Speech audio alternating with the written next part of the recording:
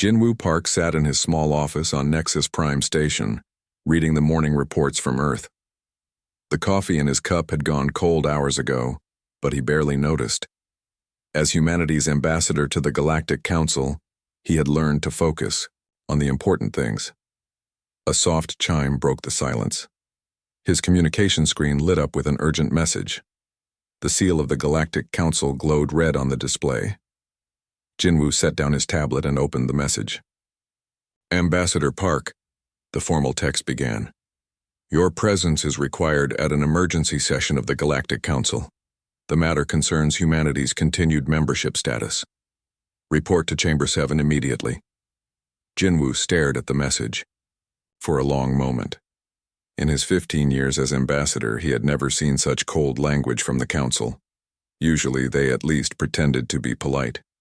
He pressed his desk communicator. Soman, please come to my office. Within minutes, Soman Lee walked through the door. She was his military attaché, a sharp woman who never missed important details. Her dark eyes quickly scanned the room, noting his expression. What's wrong? She asked, settling into the chair across from his desk. Jinwoo turned his screen toward her. Soman read the message twice, her face showing no emotion. This was one of the things he valued about her. She never panicked. Any idea what this is about? Jinwoo asked. I've been hearing whispers, Soman said slowly. Some of the bigger species have been complaining about us. The Zephyrians are angry about the Tau Ceti trade deal. The Saurians think we're too aggressive in negotiations. The Ethereals say we don't respect tradition enough. Jinwoo nodded. He had heard similar complaints, but nothing that seemed serious enough for an emergency session. How do you want to handle this? Soman asked. We go and listen, Jinwoo said. Whatever this is about, we'll face it with dignity. The walk to Chamber 7 took 20 minutes through the station's winding corridors. Nexus Prime was built by the Ethereal Collective, and their architecture loved curves and flowing lines. Humans found it beautiful, but impractical. As they approached the chamber, Jinwoo noticed the security was heavier than usual. Tall Saurian guards stood at every entrance, their reptilian faces showing no emotion. Their weapons were visible, which was unusual for council sessions. The chamber doors opened with a soft hiss. Inside, the vast circular room buzzed with activity. Representatives from hundreds of species filled the tiered seating. At the center, the High Arbiter's platform rose like a crystal mountain. High Arbiter Melkoth stood at the platform's peak. The ancient crystalline being was older than human civilization. Light passed through his translucent body, creating rainbow patterns on the chamber walls. Ambassador Park, Melkoth's voice resonated through the chamber without any visible mouth. Please take your designated seat. Jinwoo looked toward the human section and felt his stomach drop. Instead of their usual prominent position near the front, two simple chairs sat in the very back row. The message was clear. He and Somin walked up the long stairs in silence. Every eye in the chamber followed them. Some aliens whispered to each other. Others just stared. When they reached their seats, Jinwoo sat down calmly. Somin remained standing for a moment, her hand resting on her data tablet. She was recording everything. This emergency session will now begin, Melkoth announced. We are here to address concerns raised by several member civilizations regarding humanity's conduct within the Council. Counselor Vextar of the Saurian Republic stood up. His green scales gleamed under the chamber lights.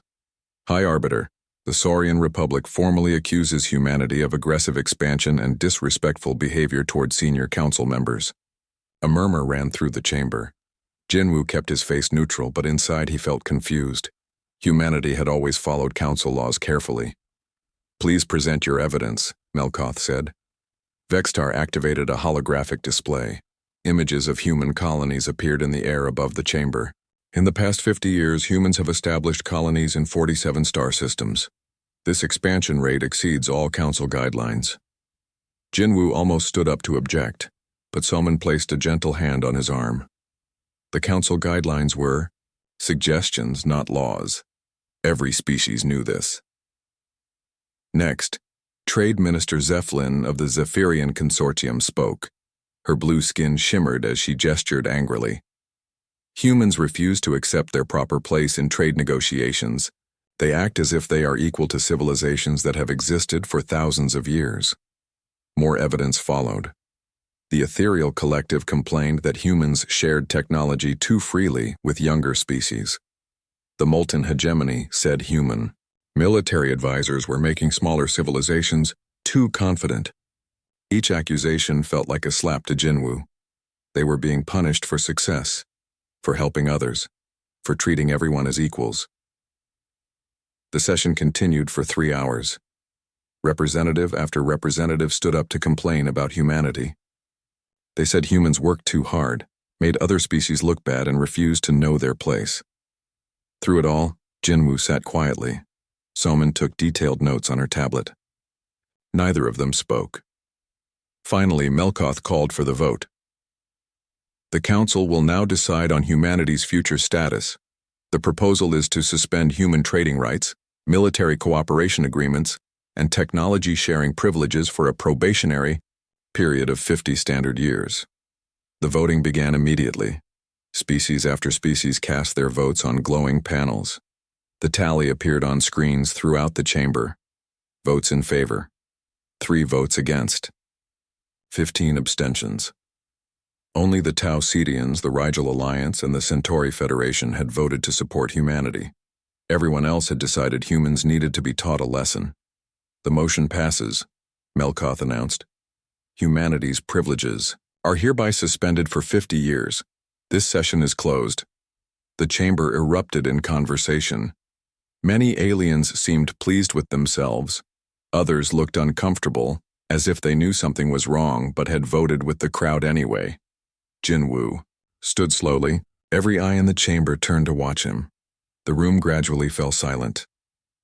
"High Arbiter," Jinwoo said, his voice carrying clearly through the chamber.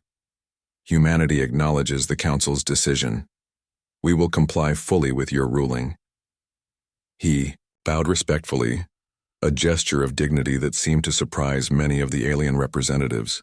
"However," Jinwoo continued, "we formally request clarification of our exact status within the Council structure moving forward." "Humanity remains a member civilization," Melkoth said, though he sounded less certain than before. "These restrictions are temporary measures designed to encourage proper conduct." Jinwoo nodded. "Thank you for the clarification. Humanity will withdraw from all suspended activities immediately." He and Soman walked down the long stairs toward the chamber exit. The silence was complete now.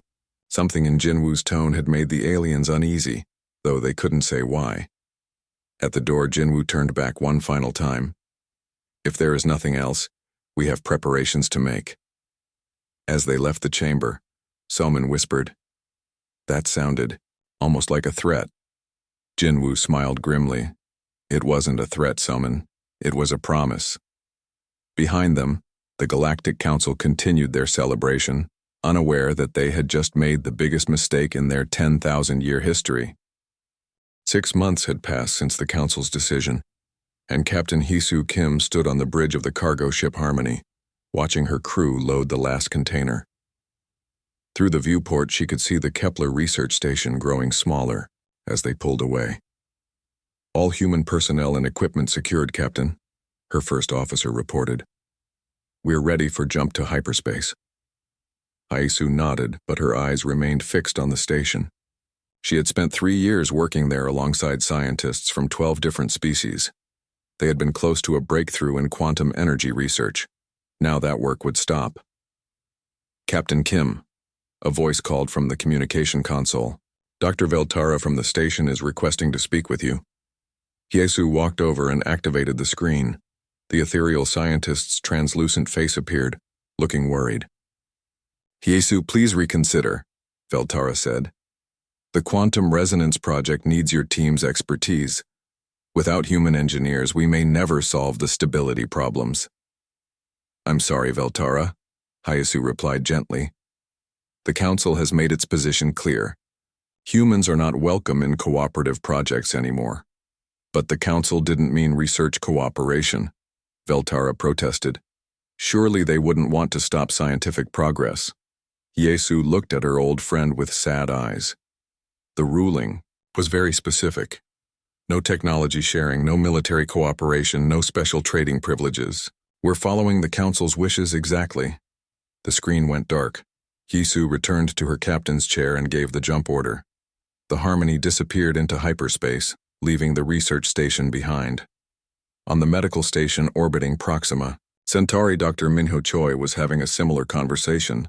The Zephyrian head doctor Thexani watched nervously as human medical equipment was packed into shipping containers. "You can't take the neural regeneration machines," Thexani said desperately. "We have patients who will die without them." Minho paused in his packing. "These machines were built by humans with human technology. The Council has forbidden us from sharing technology. But people will die," Thexani insisted. "Then perhaps the Council should have thought of that before voting," Minho replied quietly. "I've left detailed instructions for the equipment's basic operation. Your medical staff will have to learn to maintain it themselves." Thexani's blue skin turned pale. Everyone knew that Zephyrian technology was centuries behind human medical advances. Without human support, half their advanced treatments would become impossible. "Please," Thexani begged, "at least leave some technical staff." Minho shook his head. The Council was very clear. Humans are too aggressive and don't know our place. We're simply giving you what you asked for, a galaxy without human interference. Across the galaxy, similar scenes played out on thousands of stations, planets, and ships. Human traders quietly canceled their contracts. Human engineers dismantled equipment they had built. Human teachers left their students. Human diplomats closed their offices. Trade Commissioner Yunji Yang sat in her luxurious office on the Commerce world of Regulus Prime. Across from her desk, Merchant Prince Keller of the Zephyrian Consortium looked increasingly desperate. "You cannot simply cancel the Vega shipping contract," Keller said. "Our entire trade network depends on human logistics." Yunji consulted her tablet calmly. According to Council records, Zephyrians voted unanimously to suspend human trading privileges. You got exactly what you voted for. "But the economic disruption will be massive," Keller protested. "Surely some accommodation can be made." "The vote was 847-3, Yunji reminded him. "Your civilization seemed quite confident that you could manage without us." Keller's tentacles writhed in distress. "We didn't think you would actually leave everything." Yunji stood up and walked to her window. Below, human cargo ships were loading up with goods and equipment. "Commissioner Keller, your people spent decades telling us that humans think too highly of ourselves, that we're too aggressive and need to learn humility. We've learned that lesson." "What do you mean?" Keller asked. "We've learned that our presence was not wanted," Yunji said simply. "So we're leaving." Within days of the first withdrawals, problems began appearing throughout the galaxy. On Saurian military bases, tactical computers started malfunctioning. The software had been designed by humans, and without human technicians to maintain it, errors multiplied quickly. Admiral Kermuth of the Saurian fleet stared at casualty reports from a recent battle with pirates. 3 ships destroyed, hundreds of crew members dead. The pirates had used simple tactics that should have been easy to counter. "Why didn't our tactical systems predict their movements?" he demanded. His aide, Commander Hextar, looked uncomfortable. "Sir, the human tactical advisors were the ones who programmed those systems. Without them, our computers can only use basic calculations." Kermoth felt a chill run down his spine. Human tactical advisors had been embedded with Saurian forces for decades. Their strange creative thinking had given the Saurian fleet an enormous advantage. Now that advantage was gone. "Can we reprogram the systems ourselves?" Kermoth asked. Hextar shook his head. "Our best programmers have been trying for months. Human software design is too complex. We understand what it does, but not how it works." Meanwhile, on Earth, President Nayeon Shin met with her cabinet in the secure briefing room beneath the United Nations building. The room was simple and functional, nothing like the grand chambers of the Galactic Council. "Status report," she requested. Secretary of Commerce Dongyun Lim consulted his notes. All human personnel have been withdrawn from council space. Equipment recovery is 93% complete.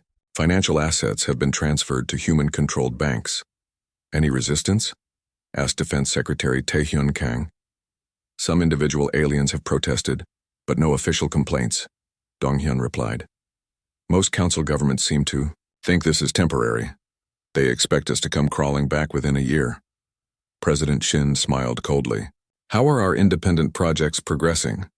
Science advisor Boram Song leaned forward. Excellently. Without council oversight committees slowing us down, our research programs have accelerated dramatically. The Mars terraforming project is ahead of schedule. The new propulsion systems are showing remarkable results. And our new colonies? The president asked. 7 new systems have been successfully settled, Defense Secretary Kang reported, all outside of council space. The colonists are enthusiastic about building something entirely human, President. Shin nodded approvingly. The council wanted to teach us humility. Instead, they've taught us independence. Back on Nexus Prime Station, Ambassador Jinwoo Park prepared for his final official duty. He had scheduled one last meeting with the High Arbiter, ostensibly to discuss the transition process. High Arbiter Melkoth received him in a private chamber, away from the Grand Council Hall. The crystalline being seemed less imposing in the smaller space. Ambassador Park, Melkoth said, I hope you understand that the Council's decision was not personal. It was simply a necessary adjustment to maintain galactic stability. Jinwoo nodded politely. Of course, High Arbiter. We harbor no ill will toward the Council. Good, Melkoth replied, seeming relieved. Then humanity will be ready to resume normal relations once the probationary period ends? Jinwoo was quiet for a moment. High Arbiter, humanity has learned a great deal from this experience. We've learned that our contributions were not as valued as we believed. We've learned that our presence caused discomfort to other species. Most importantly, we've learned that we can succeed on our own. Something in his tone made Melkoth uneasy. What are you saying? I'm saying that when the 50-year probationary period ends, humanity may no longer be interested in council membership, Jinwoo replied calmly. Melkoth's crystalline form flickered. But surely you don't mean to isolate yourselves permanently. Not isolate, Jinwoo corrected. Simply choose our own path. The Council has made it clear that humanity doesn't fit into your vision of galactic civilization. We respect that judgment. As Jinwoo left the meeting, Melkoth felt a growing sense of unease.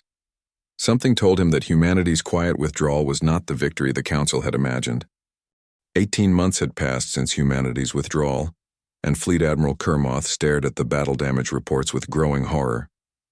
The Saurian Republic's most experienced fleet had been ambushed by pirates in the Vega system. 7 warships, destroyed, over 2,000 crew members dead. How did this happen? Kermoth demanded, his scaled hands gripping the edge of the tactical table.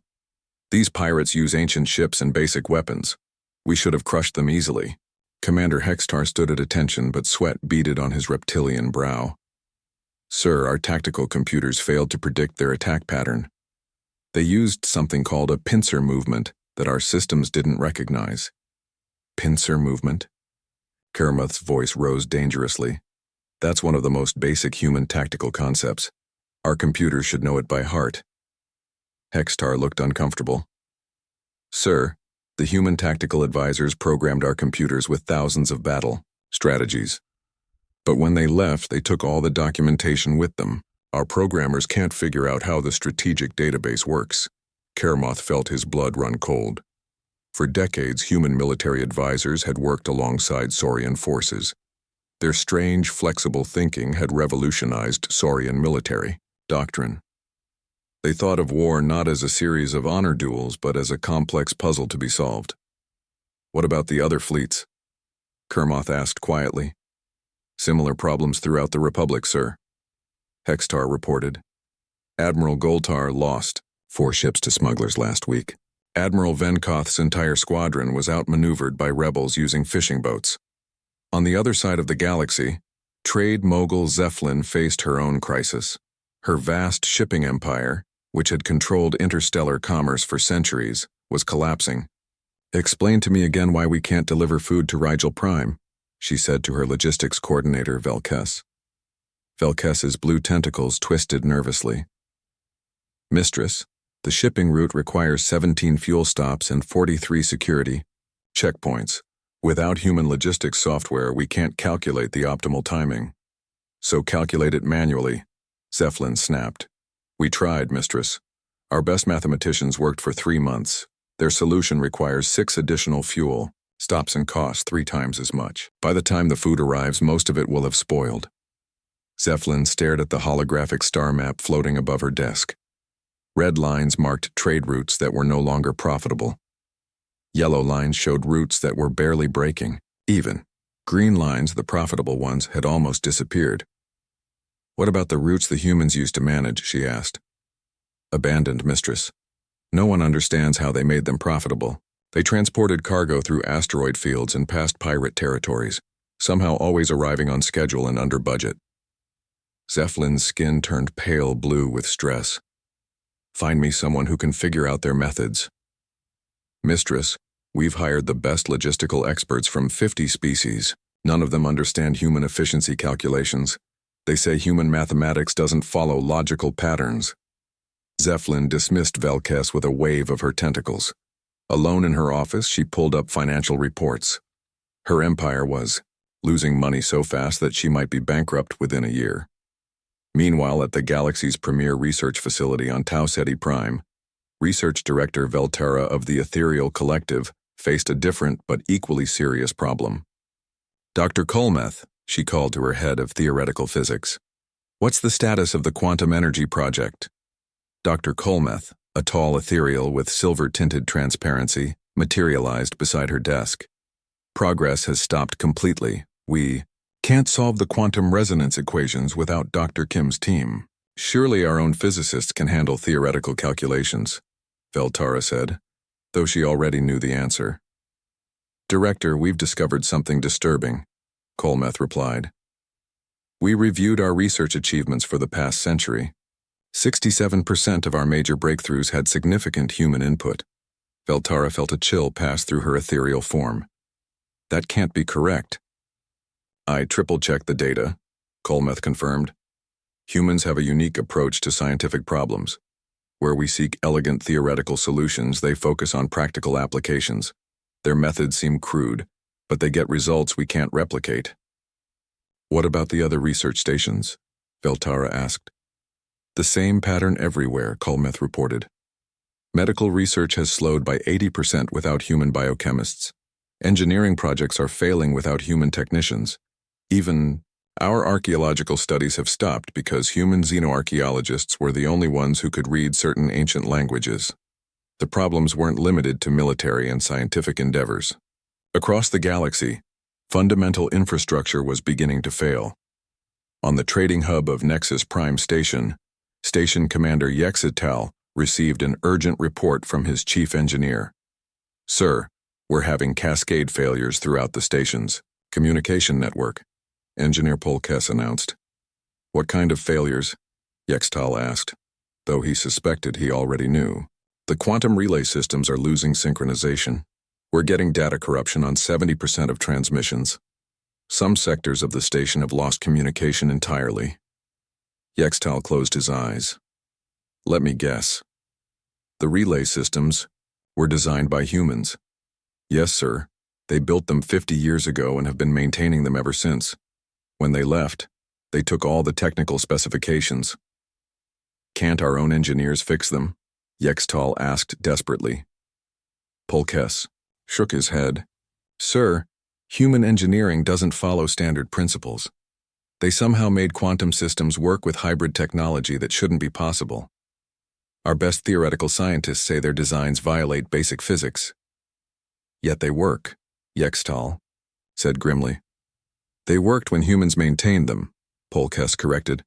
"Without proper maintenance, they're failing one by one. The communication failures weren't just inconvenient, they were deadly. Without reliable communications, ships were getting lost.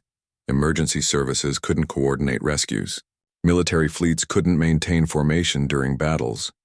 But perhaps the most serious crisis was unfolding in hospitals throughout Council space. Medical Director Thexani of Proxima Medical Center stood in her pharmacy, staring at empty shelves. Critical medications were running out, and there were no replacements available. "How many patients are we losing?" she asked her chief of staff.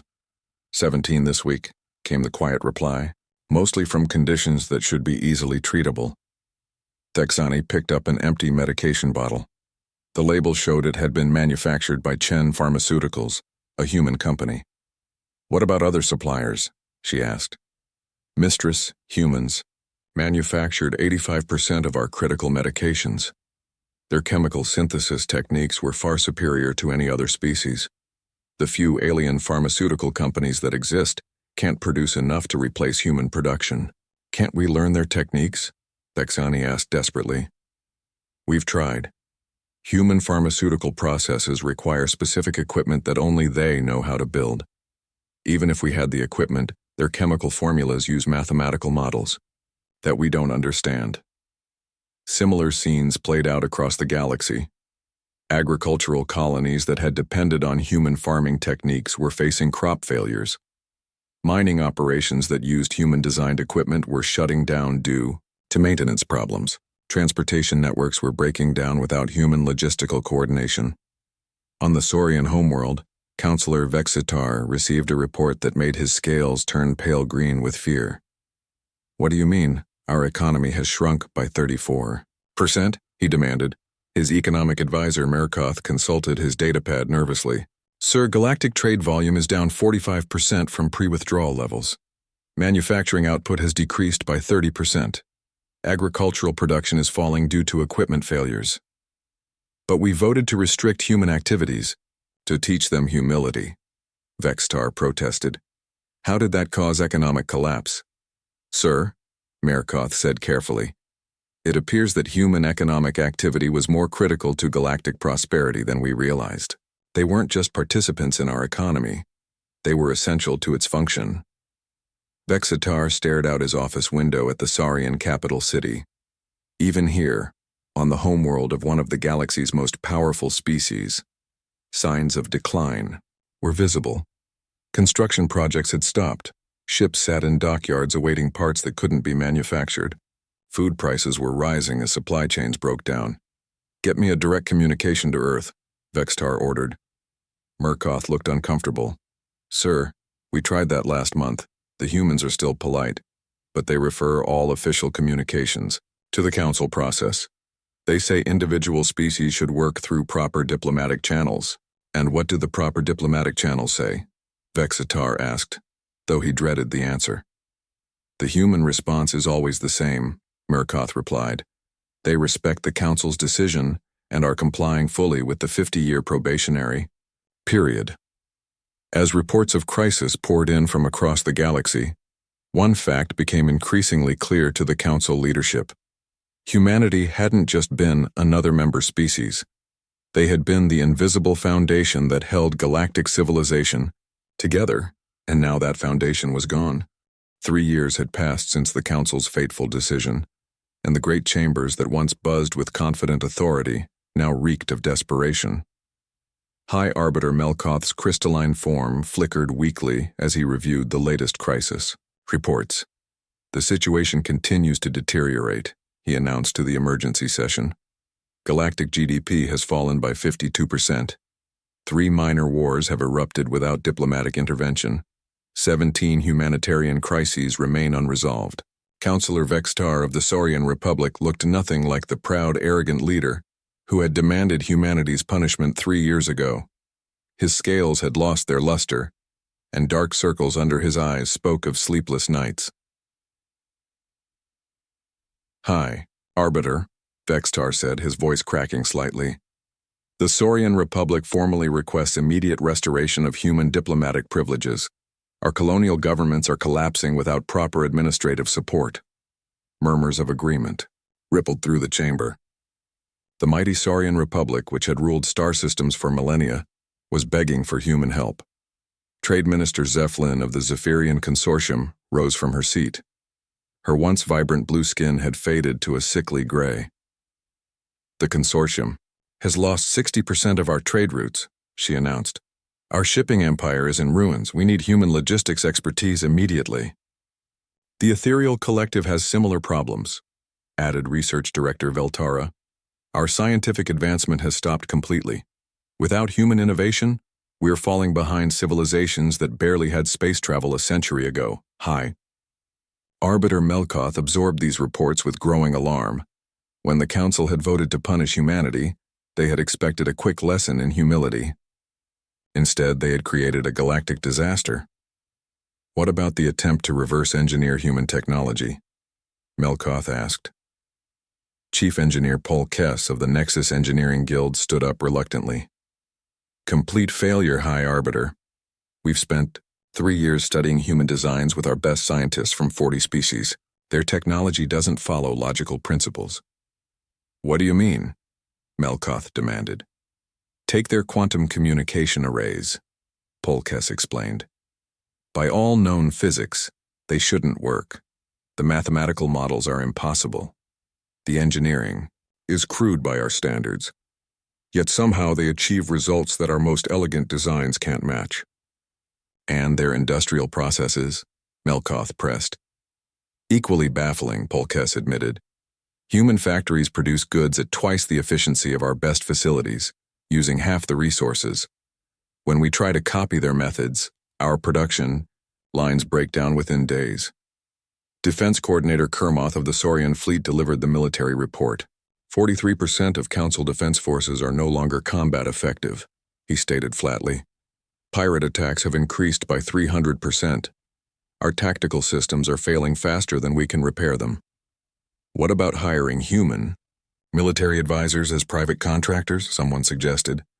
Kermoth shook his head grimly. "We tried. Every human we contacted gave the same response.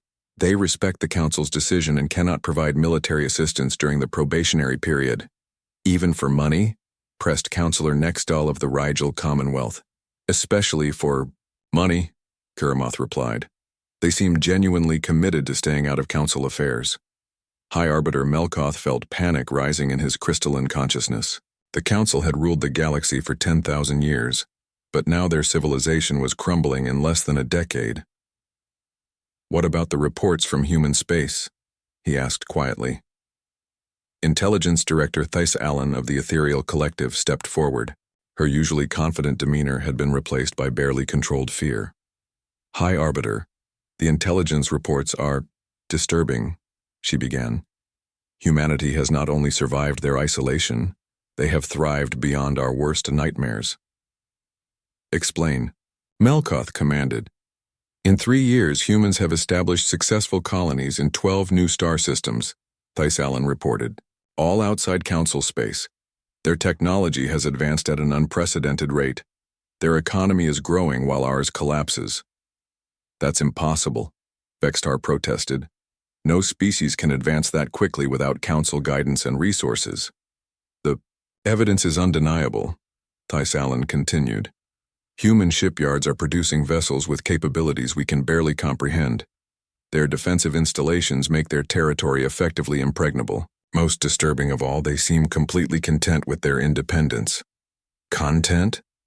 Melkoth's voice resonated with disbelief.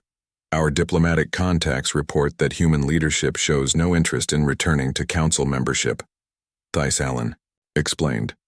"They speak of the isolation as liberation and an opportunity for unrestrained growth." A heavy silence fell over the chamber. The implications were staggering. Humanity wasn't suffering from their exile, they were celebrating it. "We must send a diplomatic mission to Earth," Melkoth declared. "The finest negotiators from the most prestigious species. We'll offer them restoration of all privileges plus additional benefits." "What additional benefits?" asked Councillor Nextall. Melkoth's form flickered as he considered options. Expanded voting rights, preferential trade status, technology sharing agreements, whatever they want. Preparation for the diplomatic mission began immediately. The Council selected their most silver-tongued negotiators and loaded them with gifts and promises. Surely humanity would be reasonable once they understood what the Council was offering. Ambassador Thais Allen was chosen to lead the mission. She was the Ethereal Collective's most skilled diplomat, famous for her ability to find common ground between conflicting species. "What's our strategy?" she asked during the final briefing. "Emphasize the benefits of Council membership," Melkoth instructed. "Remind them of their moral obligations to galactic peace. If necessary, hint at the consequences of continued isolation." "Consequences?" Thais Allen asked. "Economic sanctions? Trade restrictions? Military pressure?" Melkoth replied, though his voice lacked conviction. Thais Allen nodded, but privately she wondered how they could threaten a species that had already voluntarily cut all ties with Council civilization. The diplomatic fleet was assembled with great care. The finest ships from 12 species, loaded with gifts and technological samples. The message was clear. The Council was taking this mission seriously. As the fleet prepared to depart, reports continued to arrive about the deepening crisis. Tidum, molten hegemony had lost control of 3 colonial worlds. The Centauri Federation was facing food riots due to agricultural failures. Even the powerful Ethereal Collective was struggling to maintain basic infrastructure. "High Arbiter, Counselor," Vextar said during a private meeting. "What if the humans refuse our offers?" Melkoth's crystalline form dimmed. "Then we face the possibility that we have made the greatest mistake in Council history." "Surely they won't abandon the galaxy entirely," Vextar protested. "They have friends here, allies, trading partners. Do they?" Melkoth asked quietly. "We voted 847-3 to punish them. From their perspective, we showed them exactly how much their friendship was worth." As the diplomatic fleet entered hyperspace bound for Earth, a sense of dread settled over the Council chambers. For the first time in millennia, the galaxy's ruling body faced the possibility of complete irrelevance. On distant worlds, the effects of humanity's absence continued to multiply. Medical centers closed due to drug shortages. Mining operations shut down as equipment failed. Agricultural colonies faced starvation as crop yields plummeted. Perhaps most troubling of all, younger species that had once looked to the Council for guidance were now asking uncomfortable questions. If the Council's judgment was so flawed regarding humanity, what else had they gotten wrong? "High Arbiter," Intelligence Director Thais Allen reported in her final briefing before departure. "We're detecting increased independence movements in our client species. Some are questioning whether Council membership is beneficial." "How many species?" Melkoth asked, dreading the answer. 47 systems have formally requested review of their membership obligations," Thais Allen replied. 16 have already suspended their Council contributions pending the outcome of our mission to Earth. Melkoth realized with growing horror that humanity's withdrawal had done more than create economic problems. It had shattered the myth of Council infallibility. Species across the galaxy were beginning to wonder if they too might be better off on their own. As the diplomatic fleet approached the Sol system, carrying the Council's desperate hopes for reconciliation, the leaders back on Nexus Prime could only wait and pray that humanity would prove more forgiving than they had been wise. The future of galactic civilization hung in the balance, dependent on the mercy of a species they had arrogantly tried to humble just 3 years before. The Council's diplomatic fleet emerged from hyperspace at the edge of the Sol system, their ships gleaming with the authority of galactic civilization. Ambassador Thais Allen stood on the bridge of the flagship, studying the tactical displays. With growing unease, "These readings can't be correct," she said to her aide Velkes. "I've checked them 3 times, Ambassador." Velkes replied nervously. "The humans have built defensive installations throughout their system. The energy signatures are impressive." Thais Allen stared at the display. Orbital platforms surrounded every major world. Asteroid mining facilities had been converted into fortress stations. The Sol system had become an impregnable fortress in just 3 years. "Request permission to approach Earth," she ordered. The response came quickly from Admiral Tae-Hyun Kang of the Sol Defense Force. His voice was polite but firm. "Council Fleet, you are welcome in Sol system. Please follow the designated flight path exactly." Any deviation will be considered hostile. As they traveled toward Earth, the alien diplomats saw more signs of human prosperity. New colonies thrived on previously barren worlds. Massive industrial stations floated in asteroid belts. Transport ships moved in orderly streams between planets. They've built all this in 3 years? Velkes whispered. Apparently so. Thessalan replied grimly. No wonder they haven't come begging to return to the Council. Earth itself was a revelation. The planet sparkled with new cities and orbital elevators. Space traffic flowed smoothly between the surface and dozens of space stations. Everything radiated efficiency and prosperity. The diplomatic shuttle landed at the spaceport outside New Geneva, Earth's capital city. Thessalan was surprised by the simplicity of the facilities. Where Council architecture emphasized grandeur and intimidation, human buildings focused on function and comfort. President Nyan Shin greeted them personally at the United Nations headquarters. She was a small woman with graying hair and intelligent eyes. Her manner was polite but reserved. Ambassador Thessalan, President Shin said with a slight bow. Welcome to Earth. I hope your journey was pleasant. Thank you for receiving us, Madam President, Thessalan replied. The Council is eager to discuss humanity's future relationship with galactic civilization. President Shin led them through corridors that were noticeably different from Council facilities. Where alien government buildings featured soaring ceilings and intimidating artwork, the UN headquarters felt almost modest. The meeting room was comfortable but not luxurious. Around the table sat the key members of humanity's government. Jinwoo Park, now Secretary of External Affairs, nodded politely to Thessalan. Defense Secretary Taehyun Kang sat with military bearing. Science Advisor Boram Song looked curious but cautious. Please be seated, President Shin said. We're honored by the Council's attention. Thessalan began her carefully prepared speech. Madam President, the Council recognizes that mistakes were made in our previous interactions. We come today to offer humanity a chance to resume full membership with enhanced privileges. She activated a holographic display showing trade routes, research partnerships, and military alliances. We offer expanded voting rights, preferential trade status, and joint technology development programs. President Shin listened politely, her expression neutral. When Thessalan finished, she was quiet for a long moment. We appreciate the Council's generous offer, President Shin finally said.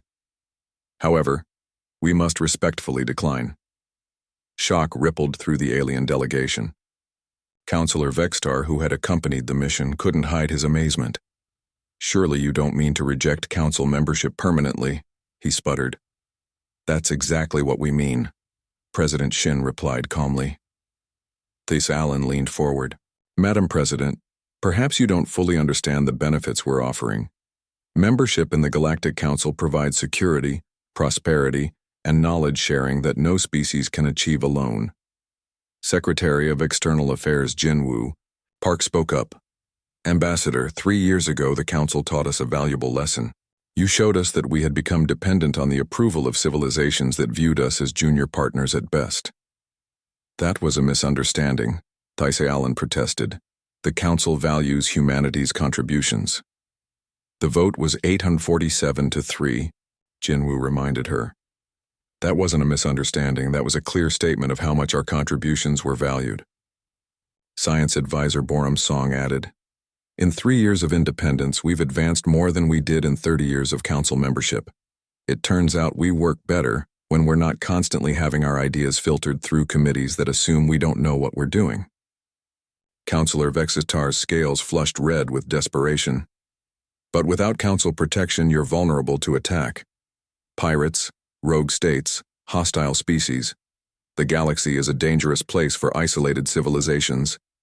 Defense Secretary Taehyun Kang smiled grimly. Counselor, our defensive capabilities have grown considerably. Your own intelligence reports should confirm that human space is now effectively impregnable. Besides, President Shin added, protection from whom? The Council species who voted to punish us for being too successful? The same species whose military effectiveness has collapsed without human tactical support? Thessalan felt panic rising. This wasn't going at all as planned. Surely you don't intend to abandon your obligations to galactic peace and prosperity. What obligations? Jinwoo asked pointedly. The Council made it clear that humanity's participation was unwelcome. We're simply respecting that decision. But the galaxy needs human expertise, Thistlean pleaded. Medical technology, logistics, tactical knowledge, agricultural techniques. Without human contributions, galactic civilization is failing. President Shin's expression softened slightly, showing the first hint of sympathy. Ambassador, we understand the challenges the Council faces. However, these are consequences of decisions made by democratically elected representatives of your member species. People are dying, Vextar said desperately. Medical centers are closing. Agricultural colonies are facing starvation. Surely humanitarian concerns outweigh political grievances. The room fell silent. The human leaders exchanged glances and Thistlean felt a moment of hope. Perhaps humanitarian appeal would succeed where political offers had failed. Councillor Vextar, President Shin said finally, you raise an important point. Humanity has always valued the preservation of life and the alleviation of suffering. Then you'll help? Thistlean asked eagerly. We're prepared to offer limited humanitarian assistance, President Shin confirmed. Medical supplies, emergency food shipments, and disaster relief where needed. Thistlean felt relief flood through her. And in return? No return necessary, President Shin said simply. Humanitarian aid doesn't require political agreements. But what about resuming normal relations? Thistlean pressed. Trade partnerships, technology sharing, military cooperation? President Shin shook her head firmly. Those require trust and mutual respect. The Council demonstrated that neither exists in your relationship with humanity. Trust can be rebuilt, Thistlean argued. Respect can be earned again, perhaps, President Shin acknowledged, but not through Council membership. Individual species who wish to engage with humanity as equals are welcome to establish bilateral relationships. Bilateral relationships? Vextar looked confused. Direct agreements between your species and ours, Jinwoo explained. No councils, no hierarchies, no junior partner arrangements. True partnerships between equals. Thistlean realized with growing horror that humanity was offering to fracture the entire council system. Instead of one unified galactic government, they were proposing dozens of separate relationships. You're talking about the end of galactic unity, she said. We're talking about the end of galactic hierarchy. President Shin corrected. There's a difference. The meeting continued for several more hours, but the outcome never changed. Humanity would not return to council membership. They would provide humanitarian aid to prevent unnecessary suffering, but they would not resume. Their role is the invisible foundation of galactic civilization. As the alien delegation prepared to leave, Thistlean made one final attempt. President Shin, what will it take to restore normal relations between humanity and the galactic community? President Shin walked her to the shuttle personally. Ambassador, normal relations were what we had before the council vote. What you're asking for is something else entirely. What do you mean? You want us to pretend the vote never happened, President Shin explained. To go back to being junior partners in a system that barely tolerated our presence. That's not restoration. That's capitulation. As the shuttle lifted off, carrying the failed diplomatic mission back to their fleet, Thistlean stared down at Earth's gleaming cities. What do we tell the council? Velkes asked. The truth, Thistlean replied grimly. Humanity has moved on. They don't need us anymore. Back on the ground, the human leadership watched the alien fleet disappear into hyperspace. Do you think they'll survive? Science advisor Borum Song asked. President Shin considered the question. Some will adapt. The smart ones will abandon the council system and approach us as equals. Species like the Tau Cetians and the Rigel Alliance already have. And the others? Defense Secretary Kang asked. The galaxy is vast, President Shin replied.